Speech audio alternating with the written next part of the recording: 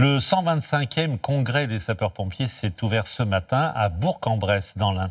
Alors depuis quelques années, les pompiers sont confrontés à des situations nouvelles, comme la violence, par exemple, au cours de leurs interventions, mais aussi le manque de vocation. Alors ils multiplient les campagnes de recrutement. Un exemple dans la Vienne, avec Pierre-Emmanuel Chinardet et Dominique Paris.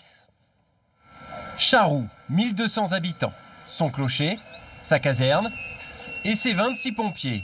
Tous sont volontaires. Donovan est l'un d'entre eux. Ce jour-là, départ en urgence sur un incendie déclaré dans un champ. Dans le civil, Donovan est employé municipal. Mais le voilà en quelques minutes, en pointe dans le brasier. Pour compenser un départ à la retraite, la mairie de Charroux s'est battue pour embaucher le jeune homme. Une envie, une passion, une vocation.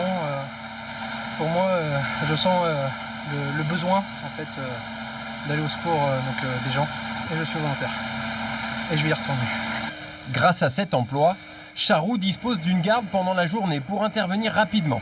Dans ces communes rurales, des volontaires comme Donovan sont trop peu nombreux. On a déjà beaucoup moins de services publics de proximité dans nos communes rurales. Alors le service incendie, c'est vraiment crucial pour une commune d'avoir un centre de secours et de le soutenir et de le maintenir tant qu'on pourra.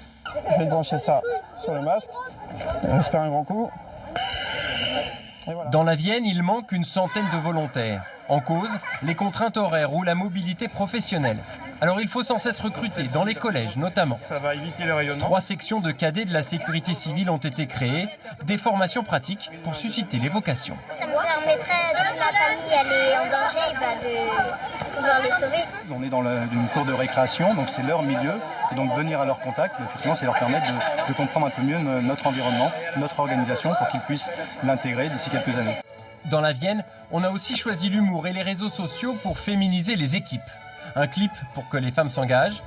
À l'image d'Ozélia, promue jeune sapeur-pompier volontaire, les femmes ne représentent que 15% des effectifs.